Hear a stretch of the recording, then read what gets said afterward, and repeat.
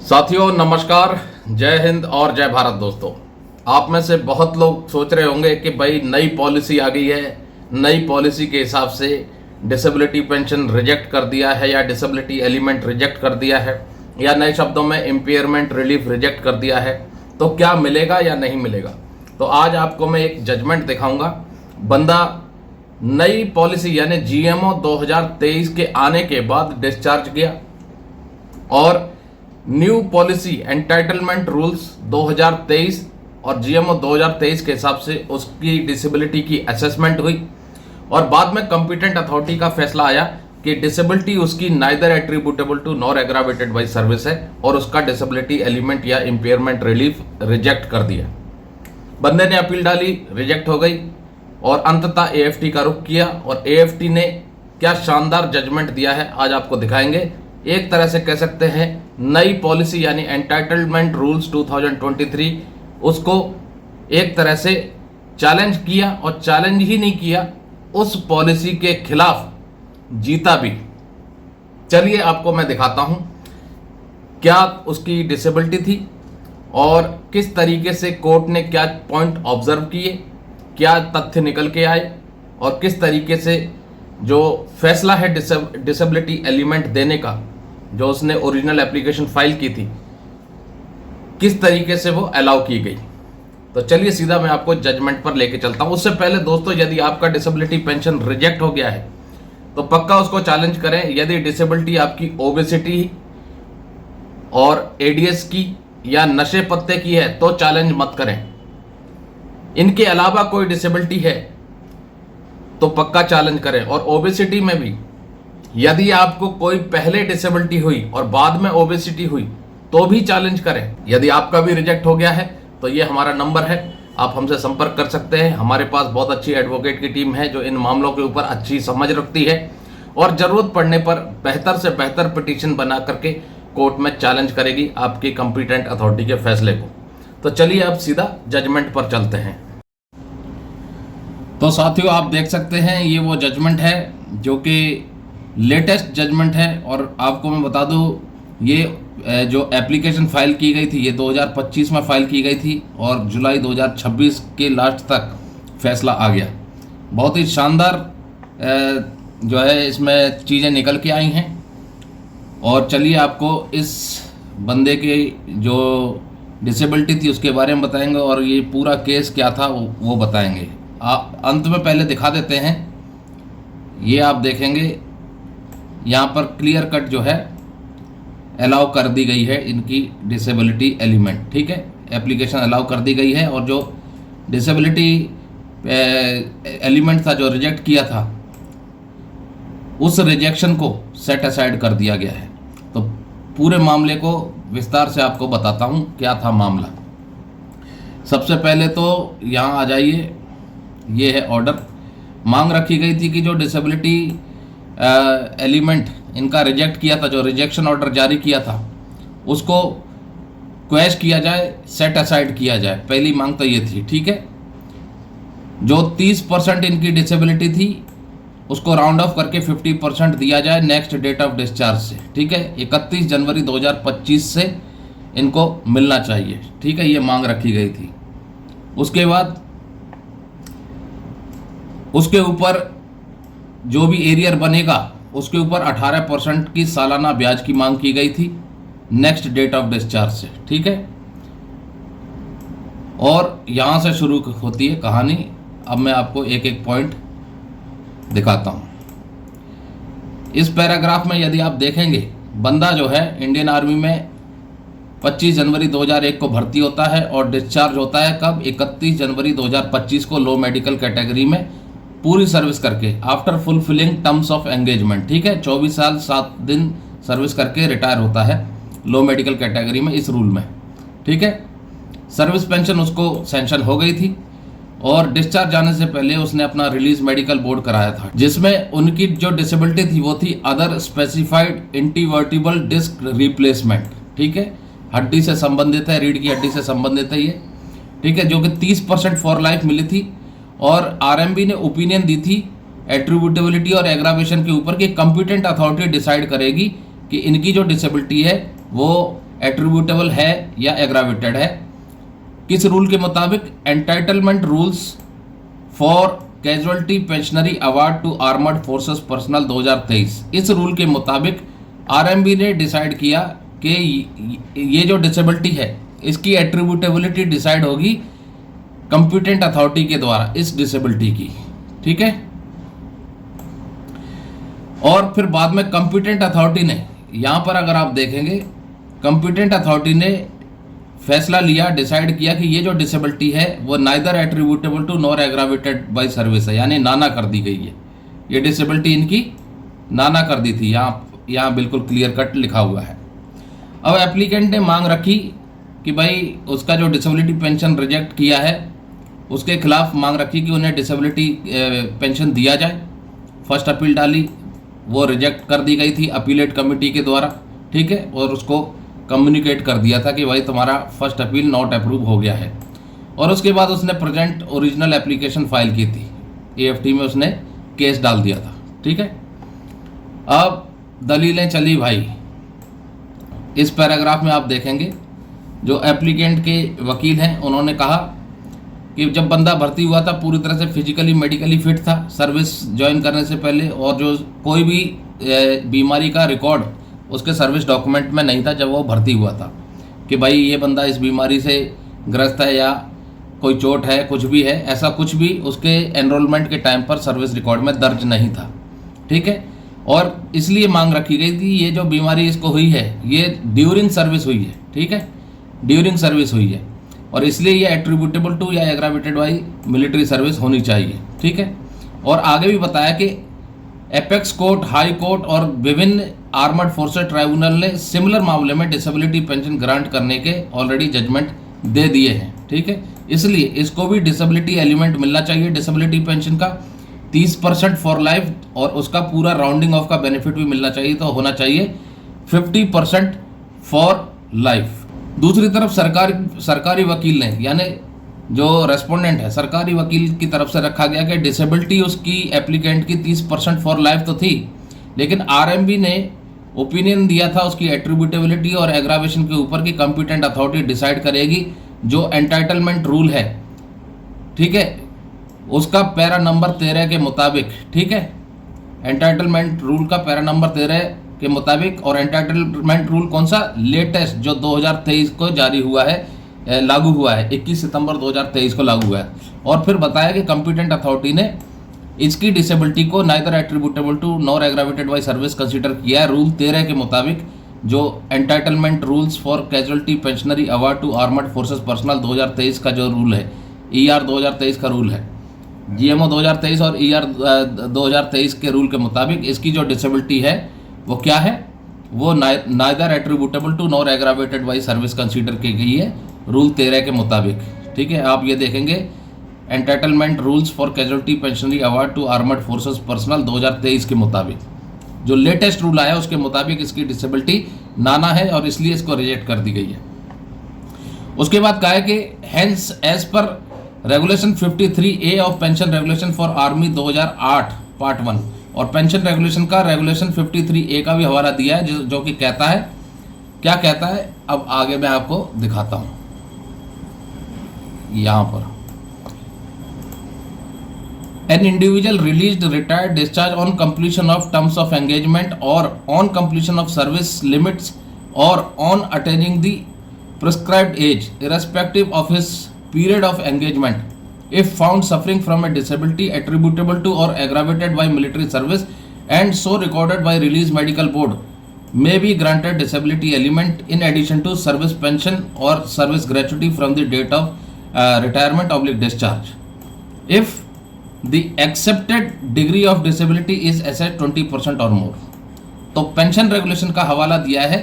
Pension regulation का हवाला देते हुए क्या कहा है कि भाई कोई व्यक्ति है जो रिलीज हुआ है, रिटायर हुआ है या डिस्चार्ज हुआ है, इस पैराग्राफ में आप देखेंगे सरकार की तरफ से पक्ष रखा गया कि जो पेंशन रेगुलेशन है 2008 पार्ट 1 उसका रेगुलेशन 53A वो क्या प्रोवाइड करता है कि कोई इंडिविजुअल है, ठीक है, कोई इंडिविजुअल जो रिलीज हुआ है, रिटायर हुआ है या डिस्चार्ज हुआ है, पूरी सर्विस करके, completion of terms of engagement, या फिर अपनी सर्विस लिमिट पूरी करके, या फिर जो एज है वो एज पूरी करके, ठीक है। Irrespective of his period of engagement, अगर वो किसी बीमारी से ग्रस्त पाया जाता है जो कि एट्रीब्यूटेबल टू या एग्रावेटेड बाय मिलिट्री सर्विस है और वो रिकॉर्ड की जाती है रिलीज मेडिकल बोर्ड में, तभी उसको डिसेबिलिटी एलिमेंट देगा, डिसेबिलिटी एलिमेंट मिलेगा।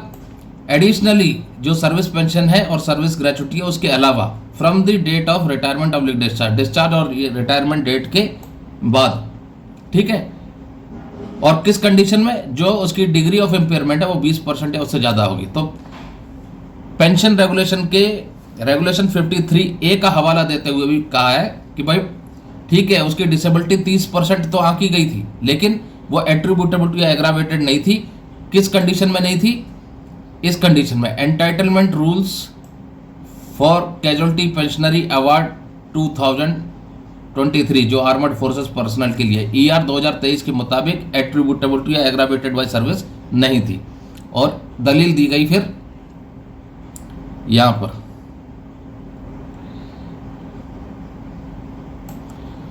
और इसलिए कहा the applicant is not entitled to disability element of disability pension, और इसलिए जो एप्लीकेंट है वो डिसेबिलिटी एलिमेंट का हकदार नहीं है। और जो सरकारी पक्ष है उन्होंने और आगे क्या कहा, further submitted that the para 7 of entitlement rules 2023 का जो पैरा 7 है ER 2023 का, वो प्रोवाइड करता है मेडिकल टेस्ट एट एंट्री, ठीक है। अब यहाँ आ जाइए, मुख्य जो उन्होंने पक्ष रखा, जो बात की थी कि भाई जब भर्ती हुआ था तब कोई बीमारी नहीं थी, तो उसके बारे में कहा है कि जो ER 2023 रूल है जो 21 सितंबर 2023 से लागू हुआ है, वो क्या कहता है, मेडिकल टेस्ट एट एंट्री, उसका सब para A, the main purpose of medical test at entry state is to assess the fitness of the candidate for enrolment in service as per standard laid down and revised from time to time by army, ठीक है।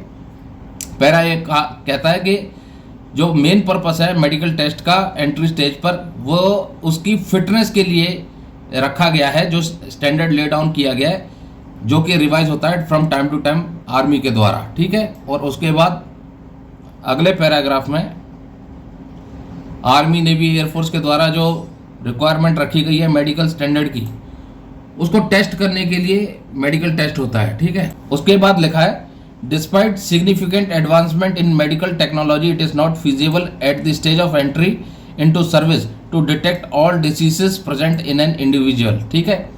आगे दलील दी गई कि भाई माना कि science ने बहुत तरक्की की है, जो मेडिकल टेक्नोलॉजी है उसने बहुत तरक्की की है, फिर भी ये पॉसिबल नहीं है एंट्री स्टेज पर सारी बीमारियों को डिटेक्ट करना, जैसे कि हिडन, लेटेंट और क्लिनिकल कंडीशन, सर्टेन हेरिडिटरी और cognitive disorder, disease related to age that manifest later in life, certain constitutional and other cognitive disease which manifest later in life irrespective of service conditions।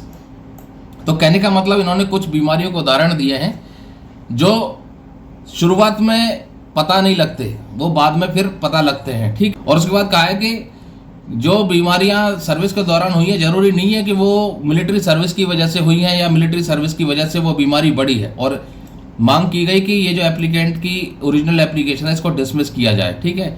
ये dismissal की मांग की गई थी। अब इसके बाद कोर्ट क्या देखती है, कोर्ट के द्वारा अगर आप देखें तो इस पैराग्राफ में कोर्ट कहती है कि हमने दोनों पक्षों को सुना, ठीक है, और जो रिलीज मेडिकल बोर्ड प्रोसीडिंग है उसको भी गौर से देखा, जो रिकॉर्ड्स सामने आए हैं उनको भी जो है गौर से समझा।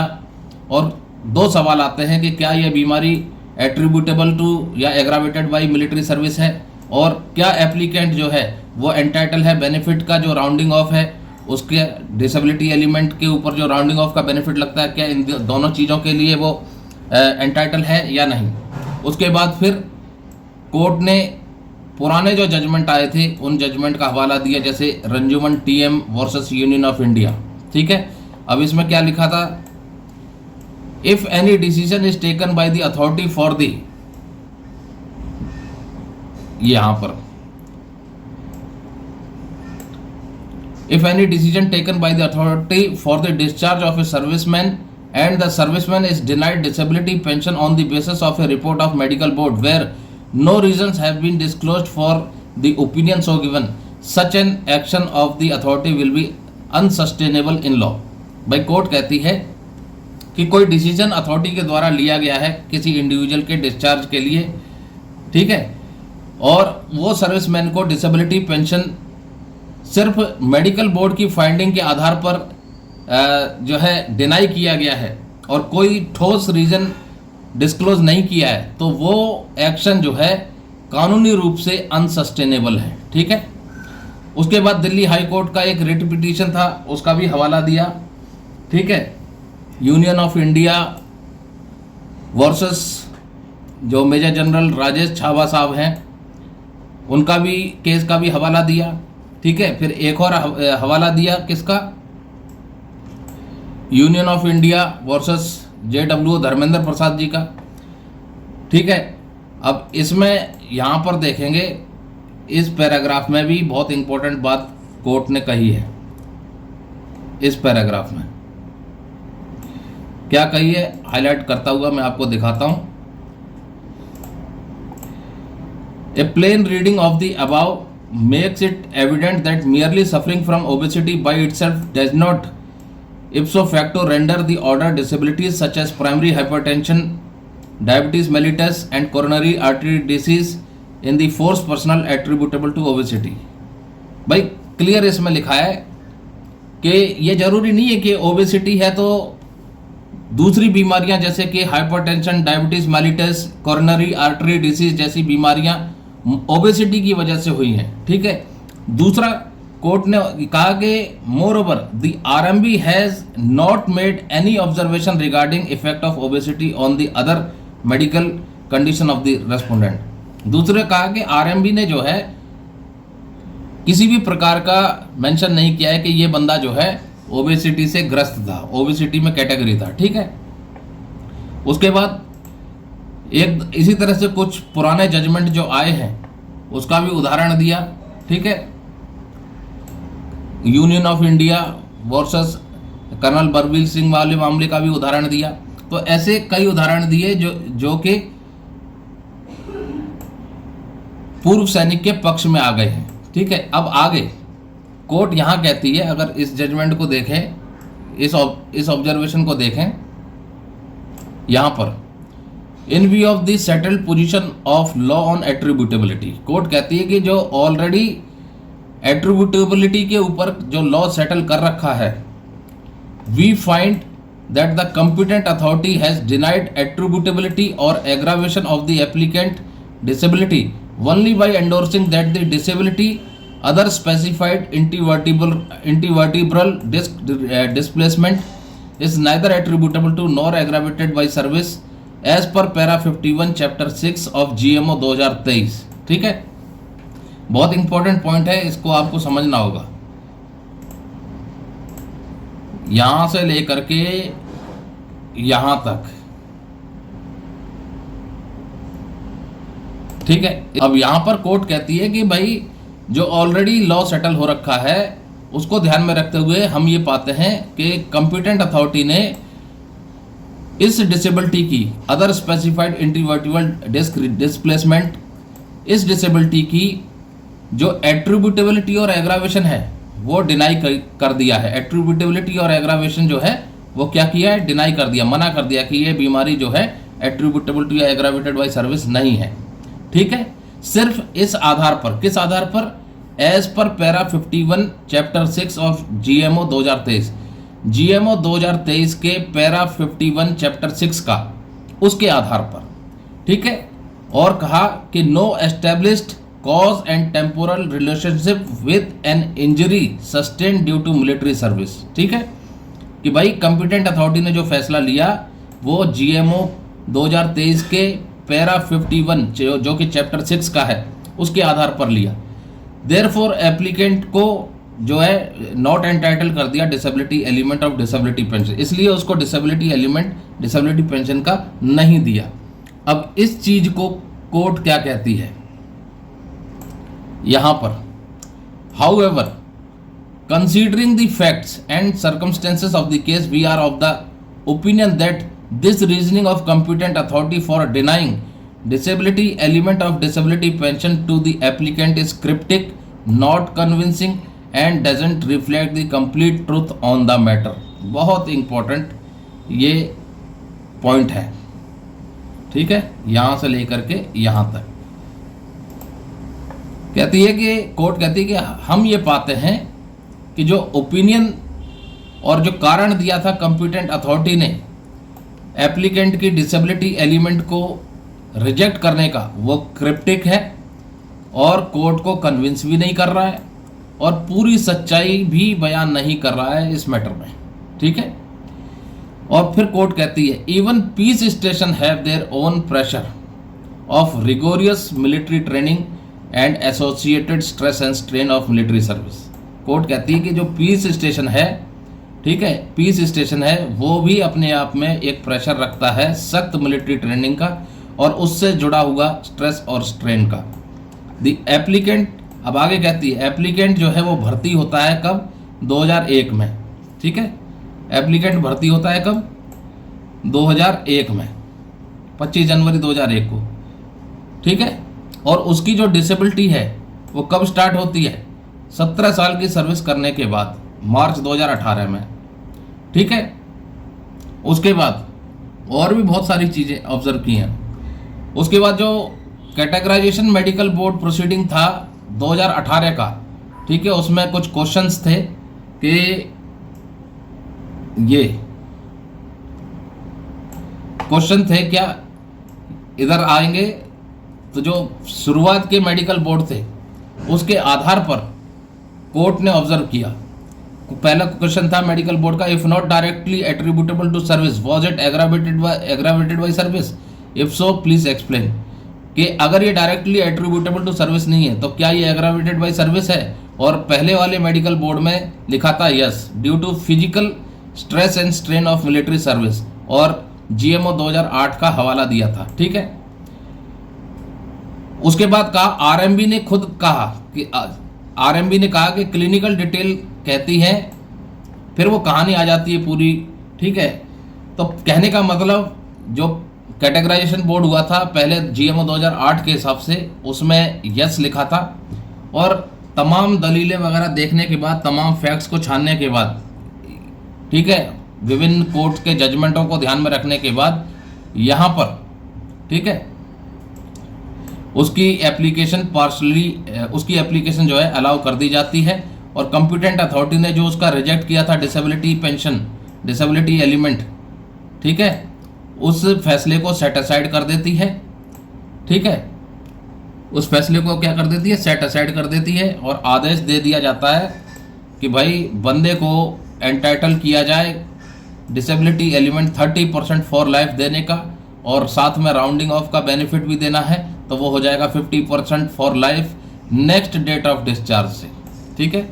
और रेस्पोंडेंट यानी सरकार को आदेश दे दिया जाता है कि भाई बंदे को 30% फॉर लाइफ दिया जाए, राउंडिंग ऑफ का बेनिफिट भी दिया जाए फॉर लाइफ तक, ठीक है, नेक्स्ट डेट ऑफ डिस्चार्ज से।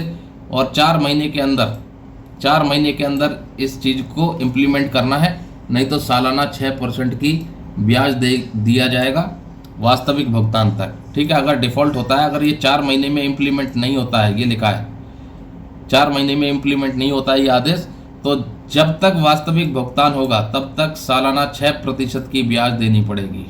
तो साथियों, उम्मीद करते हैं कि आज का ये जो हमने वीडियो लेकर के आए, जिसमें कि एक शानदार फैसला था, जीएमओ 2023 और एंटाइटलमेंट रूल्स 2023 के मुताबिक बंदे की डिसेबिलिटी को neither attributable to nor aggravated by service consider करके कॉम्पिटेंट अथॉरिटी ने डिसेबिलिटी पेंशन का फैसला रिजेक्ट कर दिया था। बंदे ने अपील डाली, रिजेक्ट हो गई, फिर बाद में कोर्ट का रुख किया और कोर्ट में चीज़ें बदल गई, क्योंकि ऑलरेडी इन मामलों के ऊपर जजमेंट आ रखे हैं। पुराने हाई कोर्ट के जजमेंट, एपेक्स कोर्ट के जजमेंट और विभिन्न एएफटी के जजमेंटों को ध्यान में रखते हुए जो एट्रीब्यूटेबिलिटी की पोजीशन, जो लॉ है वो सेटल हो रखा है, उसको ध्यान में रखते हुए फैसला आया कि ये जो डिसेबिलिटी है ये बंदे की सर्विस के दौरान हुई है और इसलिए ये डिजर्व करती है कि इसको डिसेबिलिटी पेंशन मिलनी चाहिए।